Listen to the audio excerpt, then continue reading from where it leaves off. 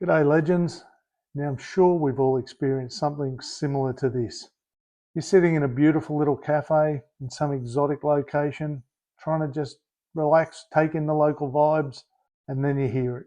Excuse me, does anyone here speak proper English? We've all witnessed that moment, haven't we?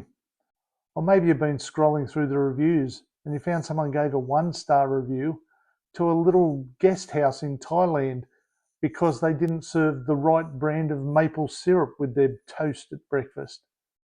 Look, I'm not here to have a go at anyone. We've all had our moments, I'm sure, when our travel plans didn't quite happen the way that we wanted them to.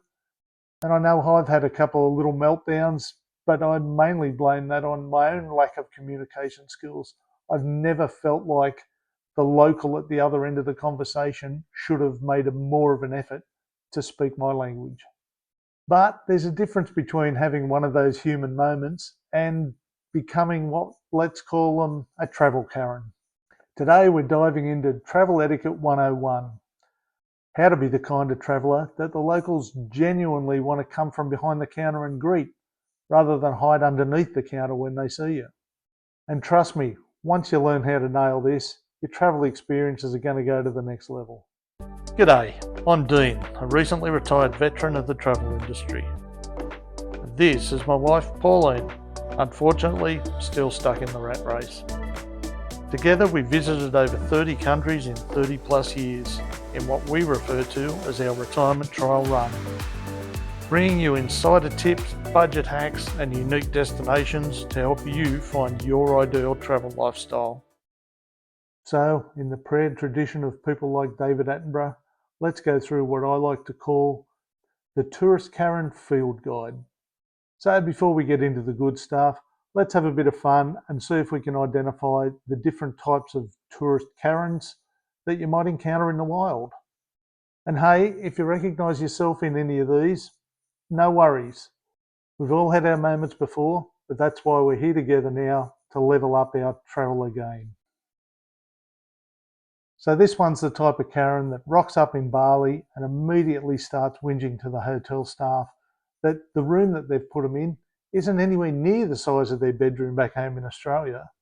Or maybe they're genuinely angry because they can't understand why the local Vietnamese market stall doesn't have the same refrigeration standards as the local deli back on the corner in New York. But here's the thing though, seriously, different doesn't mean deficient, mate. It's just different. For some people, that may be a revelation. Picture this, you're in a remote village in Nepal and you come across some tourist Karen that's yelling at a poor lady in a local tea shop that her English isn't good enough. Now I get it, communication can be difficult when we go to a different country, but expecting the locals to be able to speak your language, or you haven't even made the effort to learn how to say please or hello in theirs, does that seem right? That's like rocking up to someone else's backyard barbecue and complaining that they didn't cook your steak right. And here's a tip that would really blow their mind. Speaking more slowly and louder doesn't magically make someone understand English any better. I know, shocking stuff. This Karen just doesn't seem to be able to experience anything without comparing it to home, and usually comparing it badly. This pasta here in Rome's all right, but back home we've got this Italian place that does it so much better. Or, why do they have to measure everything in litres or kilometres? Don't they understand our way of measuring things? look, we all love our home countries. Personally, I reckon Australia's pretty bloody good. But imagine if someone came from overseas to visit you and complained the entire time that things were so much better where they came from. How would you feel? Chances are you'd be inviting them to show themselves out of the door pretty damn quick. The VIP Karen honestly is a bit harder to laugh at. These are the travellers that think just because they've paid to go on vacation or paid to stay at a hotel that they now own all the staff. They seem to feel like the bit of money that they spent entitles them to make ridiculous demands and everyone should bow to them. But here's a reality check. They've got to remember that they're a guest in someone else's country. It's actually a privilege to have been allowed to come into their country. It hasn't given you the right to treat them like your own personal servants. And finally, we have those keyboard warrior Karens. You know the ones. They leave a 1-star review because the traditional ryokan they stayed at in Japan didn't have Western-sized beds, or that authentic local street food vendor didn't accept their Amex. What they don't realise is leaving these types of ridiculously unfounded reviews can have serious effects on small local businesses. They don't seem to understand that their bad day can turn into someone else's financial disaster. But here's the kicker. When you approach travel with this type of entitled mindset, you're not just making travel bad for everyone else. You could be robbing yourself of some of the most amazing experiences travel can offer. You miss out on the chance to make amazing connections with locals, to get their insider recommendations, all those transformative moments that make travel so bloody fantastic. All right, enough about what not to do. Let's talk about how to absolutely nail this travel thing. And it all starts before you even pack your bags. Look, I know you've probably already spent ages researching where are the best beaches, the best restaurants, coffee shops you can't miss. So spending a little bit longer learning about the local customs and culture, a little bit about the language, it's not such a big ask. No matter where you're going, you really should learn at least the basics. I'm not talking about how to have a conversation with a local, but be able to say please and thank you, hello and goodbye, excuse me, sorry. Just those few terms in the local language can get you a long way. And I promise you, don't be embarrassed about how bad your pronunciation is, even if they do make a little bit of fun of you. The thing is that by making that little bit of an effort, the locals will generally truly appreciate it. And another thing, 5-star rating on a hotel in Paris is probably quite a bit different from a 5-star hotel in Chiang Mai, and quite a bit different again from a 5-star hotel in Alice Springs in the middle of Australia. Do that extra bit of research, read some more reviews about what to truly expect from accommodations. Don't just book something because it says it's a 4 or 5-star and then be disappointed.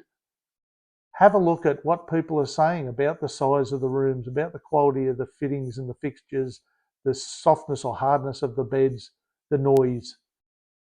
So here's a big one to think about. When you arrive as a guest, not a customer, and definitely not someone who thinks that the locals are just there to serve your every whim. Instead of seeing things as inferior, see them as different, new and unique. Trust me, if you can do that, your travel stories are going to be so much better. Some of my favourite travel stories started out in what could have been a disaster, like the time that I ordered cuy in Peru, knowing that it was guinea pig, but not expecting the entire roasted animal to come out on a bed of potatoes. Now, I could have been disgusted and made a fuss about it, but it was a local custom. I tried it. Turns out it was pretty good. Tastes like chicken. Not really, but you know what they say. So you thought you were going to come here and just listen to me ramble on for 10 or 15 minutes. But today I've got homework for you. The first thing that I want you to do is to download and understand how to use Google Translate. And I mean properly learn it. It's not just about typing in a few words and getting the translation back on your screen in the local language. These days you can point it at menus and signs and it translates them through your camera. You can have conversations through it. Instead of typing, say the exact sentence that you want to know, and it can translate it into the foreign language and speak it correctly to the person that you're trying to communicate with. I'm sorry, but I only speak a little Spanish. Lo siento, pero solo hablo un poco de español. It really is like having a universal translator in your pocket. And do a little bit of research about the food customs of this new place. What time do people eat through the day? What's the local cuisine taste like and look like? Are there any foods that you should definitely be looking for or desperately trying to avoid? Newsflash, champions, not every country in the world expects tips. Some don't even accept them. So if you happen to be in one of these countries that find tipping offensive, the last thing you want to do is to not know that you're going to upset somebody. Okay, now we get into the meat and potatoes of the issue. How to handle those moments when travel gets a little bit challenging without turning it into an absolute nightmare. So the first one, a typical Karen approach, speak louder as if that'll help them to understand. Criticise their English because they should know how to speak your language. And get angry at everyone except yourself. It's got to be their fault. Or do your best to be a travel legend. Have a try at some local phrases to get the communication started. Sure, you're probably going to butcher the pronunciation. Maybe you'll get a few giggles from the locals, but they're really going to try harder to communicate with you, and they're going to appreciate that effort that you've made. Maybe get creative with your communication. Hand gestures. Try to avoid the rude ones. Draw pictures, or even act things out like charades. It's amazing how you can get your message across if you really make the effort. In one of our first trips to Mexico, I was able to finally get our laundry done and have it understood that I needed to pick it up before a certain time in the morning because I was leaving town. It was a bit of a challenge, but with a lot of hand gestures, pointing at watches, writing down numbers, a little bit of acting out what I wanted to achieve, we got there in the end, and we all had a bit of a laugh, made a new friend, and everything worked out in the end. And while you're away, anytime that someone does something for you, show your appreciation in their language. A simple arigato in Japan or a gracias in Spain or Mexico. People will really appreciate those small gestures. Look, I get it. Sometimes foreign cuisines can be challenging for us. On a market tour in San Cristobal in Mexico, I was presented with a bag of booty ants, a local delicacy, and I was trying to work out if I had to try them or if it would offend them. But I thought, let's give it a go. Now, they weren't the most pleasant things that I'd ever tried, but they definitely weren't the worst. It's in these type of situations that a tourist Karen would start demanding familiar food, criticising the local cuisine, and ignoring local customs and culture and tradition because it seems stupid to them. While those of us that strive to be travel legends view a menu as something more like a treasure map. How often do you get to try something that you've never tried before? Some of my favourite dishes now are things that I never would have considered eating back home. Instead of demanding substitutions for things on the menu, ask what do they recommend. Locals know their food better than anybody else, and they're usually over the moon if someone wants to know what's their favourite or what's the best that they make. We all should make the effort to learn the local eating etiquette, how to change our habits to be able to fit in with the local meal times, how to use chopsticks, whether you should slurp your noodles loudly, whether you should eat everything on your plate, or whether that's just a sign to your host that you want more. Knowing a little bit about these things shows respect to your host and often brings better service. And these days, with so many people that have special dietary requirements, communicate them politely. Don't make a big issue if something comes out that may affect your sensitivities when you haven't told anybody about them. Most places will do everything they can to accommodate those special needs. But if they can't, just say thank you and politely leave. Go and find somewhere else that may be better suited to your needs. There's really no drama needed in these type of situations. When it comes to accommodation, a tourist Karen can find plenty to complain about. They'll leave savage reviews for cultural differences. They'll make unrealistic demands. And I've even seen reviews where they're blaming the hotel for their location when it was clearly stated in the description. Whereas the travel legend will do that bit of research to find out about what to expect before they go, before they book. There's a fair chance that a rural guest house in the middle of Laos isn't going to have the same facilities as a Sydney Harbour 5-star hotel. But it's those differences that we should embrace because they're the things that make travel new and exciting. We should appreciate the differences. Smaller rooms, doesn't matter. Different fixtures than what we expect, doesn't matter. Unique architectural styles. Life would be pretty boring if everything was the same. And once you understand it, a lot of these differences reflect deeper cultural values and traditions. Now, I'm not saying that nothing is ever going to go wrong or that accommodations are never to blame, but if something does come up that you're not happy about, approach the hotel staff politely and things will get organised. After 35 years in different roles in customer service, I can tell you that there's nobody in that sort of a role that is going to help someone that's yelling at them more than they'll help someone that's being polite. We need to truly understand the difference between a problem and a preference. A broken air conditioner, that's a problem. Not having enough Western breakfast options, that's not a problem. That's your preference. And I'm sure that's something you would have discovered if you'd have spent a bit more time looking through the previous reviews of that hotel. For the tourist Karen, there's no doubt that they're the star of their own adventure. It means nothing to them to ignore local customs, to exhibit inappropriate behaviour for a situation, or to totally ignore cultural sensitivities. I remember visiting a temple complex in Bali. It's the type of place where they tell you at the front gate that you need to cover your shoulders and your knees. It's not a particularly big ask, and it's part of their culture. So anybody that's been given the privilege of being allowed to visit should be willing to sacrifice their own wants for that little bit of time.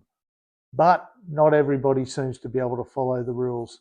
The temple complex is located right on a beautiful piece of coastline, which is perfect for taking Instagram photos.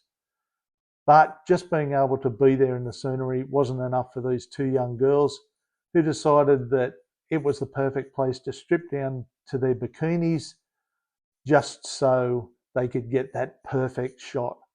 Now, I think along with many of the other tourists that were there, I was pretty disgusted with their selfishness, their lack of cultural sensitivity. But it's the way people are. Tourist Karens just have to be the centre of attention. But none of us are like that. We travel legends like to watch and learn before jumping into any situation. It's great to spend a little bit of time observing the local behaviour. Another big one that so many people don't do, and it's really inconsiderate, is ask people's permission before you take a photo of them.